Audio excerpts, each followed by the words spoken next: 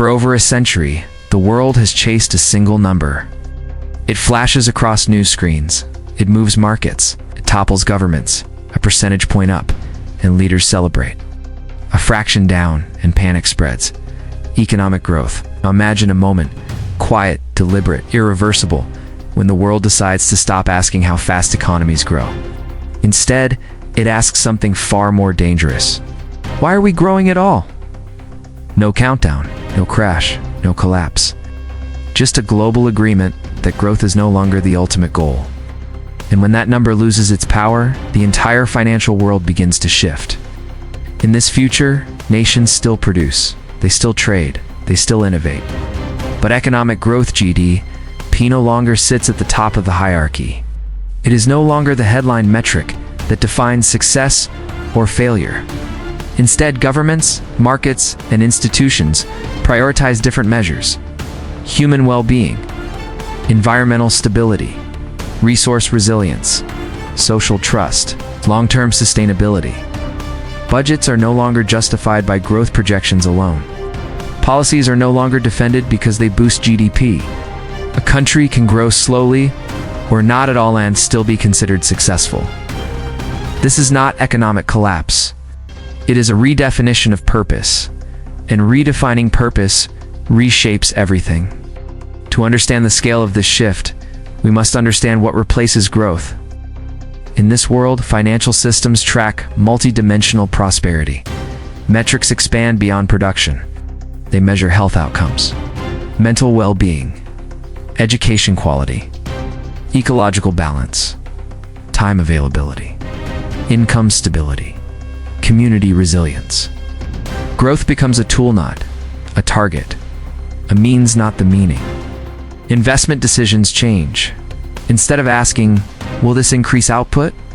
Institutions ask, will this reduce long-term harm? Companies are evaluated not by expansion speed, but by durability. Governments are judged not by quarterly acceleration, but by generational outcomes. Short-term gains lose their dominance. Long-term stability becomes the currency of trust. Economic growth has not always ruled the world. For most of human history, economies were static. Progress was measured in survival, not acceleration. GDP itself is a recent invention. Created in the 20th century to measure wartime production, it was never designed to measure happiness, sustainability, or meaning. Yet it became the scoreboard of civilization. And like all scoreboards, it shaped behavior. Growth rewarded extraction. Speed rewarded efficiency. Scale rewarded consolidation. Science now tells us something uncomfortable. Infinite growth on a finite planet is impossible. Ecology imposes limits. Physics enforces boundaries. Systems collapse when pushed beyond thresholds. History offers warnings. Empires that chased expansion without resilience eventually fractured. Civilizations that ignored balance traded prosperity for fragility. This future does not reject economics. It acknowledges its blind spots. The transition does not happen overnight. At first, growth remains important, but not supreme. Governments introduce parallel dashboards. Well-being indices sit beside GDP. Environmental thresholds become non-negotiable constraints. Then budgets change. Infrastructure is approved not because it boosts output, because it reduces long-term risk. Healthcare spending is no longer a cost. It is an investment in systemic stability. Education is funded not for productivity alone, but for adaptability. Markets react cautiously. Investors begin pricing in non-growth outcomes. Slow-growth companies with stable returns outperform volatile expansion-driven firms. Speculation declines, durability rises. Then corporate behavior shifts. Endless expansion becomes a liability. Overproduction becomes a risk. Planned obsolescence loses favor. Companies focus on longevity, repairability, circular systems. Profit remains, but it is constrained by impact. Labor changes. Workers are no longer pressured into constant acceleration. Work hours stabilize. Burnout declines. Care work, once invisible to GDP, finally counts. Consumption patterns shift. Status is no longer tied to excess, but to balance. And gradually, economies become quieter, not weaker. More intentional. This shift reshapes global competition. Nations no longer race to the top of growth charts. They compete on resilience. Who can absorb shocks? Who can recover fastest? Who can maintain stability under pressure? Geopolitics changes tone. Resource hoarding becomes less profitable. Long-term cooperation gains value. Debt systems evolve. Loans are assessed not by growth projections, but by sustainability capacity.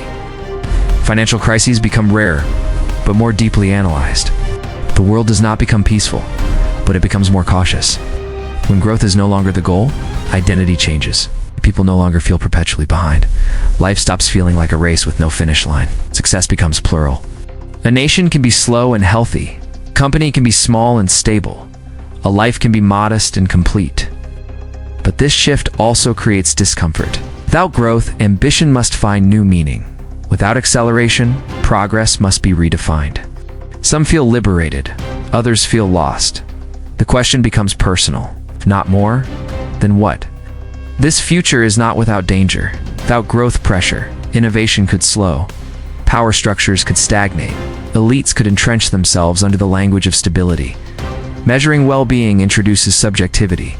Who decides what matters? Who controls the metrics? There is also resistance. Industries built on expansion fight back. Short-term pain challenges, political courage. This transition demands trust, and trust is fragile. Ending growth as the primary metric does not end capitalism. It does not end markets. It does not end ambition.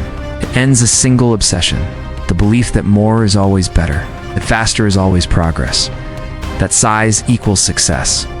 This future asks humanity to grow wiser instead of larger, to optimize for continuity instead of speed, to measure what actually sustains life. Perhaps that is the most radical idea of all. The world stops measuring success by how fast it grows.